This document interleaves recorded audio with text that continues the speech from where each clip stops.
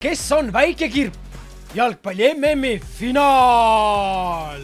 Millisele spordialale tahtis Lautaro Martínez lapsena hoopis pühenduda? Räkpile, korvpallile, tennisele?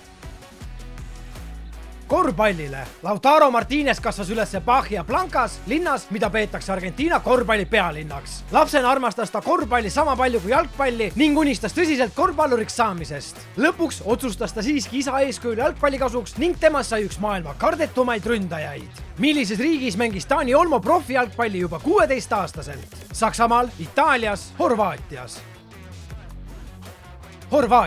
Kui enamik Barcelona noormängijaid unistab Camp Noust, siis Dani Olmo tegi kõigile ootamatu otsuse ja lahkus vaid 16-aastaselt Zagrebi Dynamosse. Paljud pidasid seda hullumeelseks otsuseks, kuid just Horvaatias arenes temast mängija, kellest sai hiljem Hispaania koondise võtmemängija. Millise hüüdnime sai Lionel Messi juba lapsena? Härg, kirp, võlur?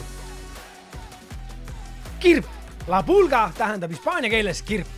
Messi sai selle hüüdnime juba lapsena oma väikese kasvu tõttu. Alguses kutsusid lähedased teda isegi nimega La Pulguita ehk väike kirp. Hiljem jäi külge lihtsalt La Pulga, sest Messi oli väike, erakordselt kiire ja kaitsjatel peaaegu võimatu kinni püüda. Mis sa arvad, kes võidab finaali?